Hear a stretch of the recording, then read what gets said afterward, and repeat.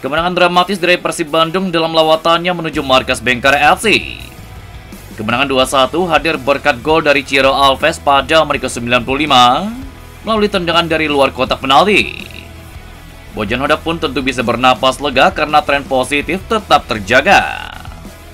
Menurutnya Persib Bandung sudah tampil bagus sejak peluit kick-off berbunyi.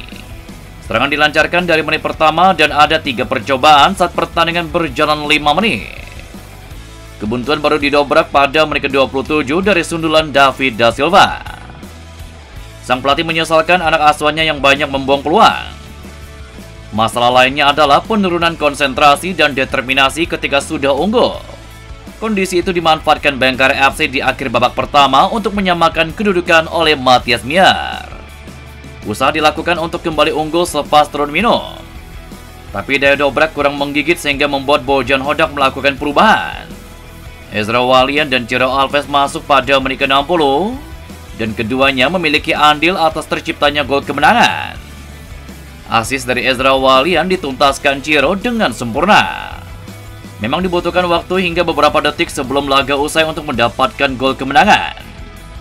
Tetapi Bojan Hodak melihat ada sisi positif dari situasi ini. Menurut dia, pemain jadi semakin percaya diri dan daya juang mereka bisa bertahan hingga akhir. Saya rasa kami memulai pertandingan dengan cukup bagus. Pada 30 menit awal, kami bermain dengan baik, tapi melewatkan banyak peluang. Ini hal yang tidak bagus hari ini. Penyelesaian akhir dan final pass kami di laga tadi terlihat gugup. Saya tidak tahu kenapa. Usai kami mencetak gol, lagi-lagi pemain terlena dan bersantai. Padahal mereka pada dasarnya hanya mendapatkan peluang dari situasi bola mati. Ketika pemain nomor 18 masuk, dia mampu memberi masalah bagi kami. Kami tahu skema long throw-in mereka. Tapi hadangan dari pemain kami tidak cukup bagus. Lalu babak kedua, setelah laga berjalan 1 jam, kami melakukan perubahan lagi.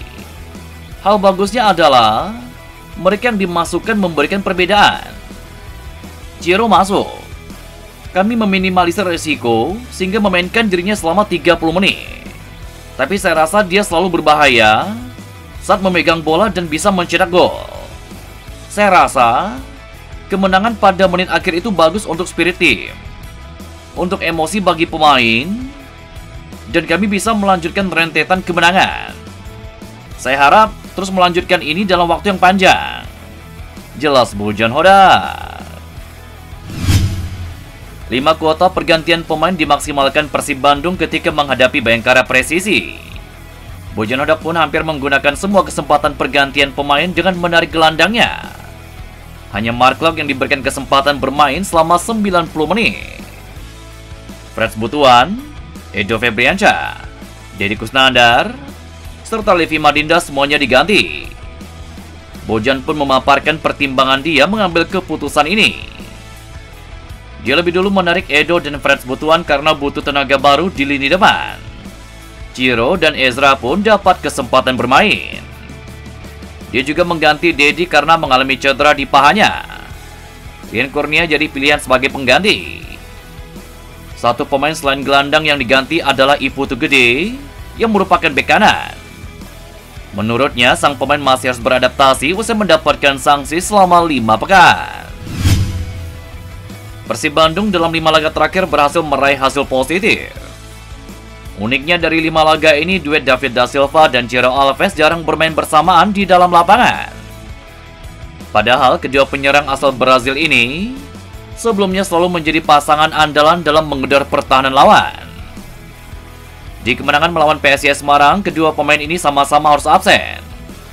Lalu saat menjamu Rans Nusantara FC pada pekan berikutnya, Ciro Alves sudah bermain, tetapi kurang bersinar. Yang menjadi pahlawan kemenangan adalah Marc Anthony Kalas. Setelah itu Persib Bandung bermain imbang melawan Persija. Dengan kondisi Ciro Alves menjadi starter, dan David da Silva baru tampil pada menit ke-79.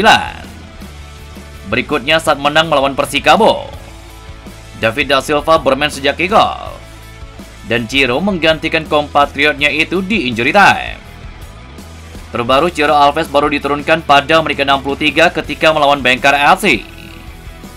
Baru di laga ini keduanya bermain cukup lama bersama lagi. Menanggapi kondisi Persib gacor ketika kedua pemain ini dipisah, Bojan Hodak pun buka suara dan menurutnya yang terpenting adalah kemenangan. Menurutnya tidak penting siapa yang diturunkan di lapangan. Yang utama adalah mereka bisa menunjukkan performa bagus dan berkontribusi untuk kemenangan tim.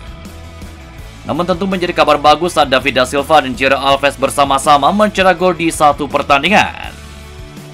Ditanya mengenai kemungkinan memasang duet ini dari menit pertama saat menghadapi Persita pekan depan, Bojan Hodak pun belum bisa memastikan.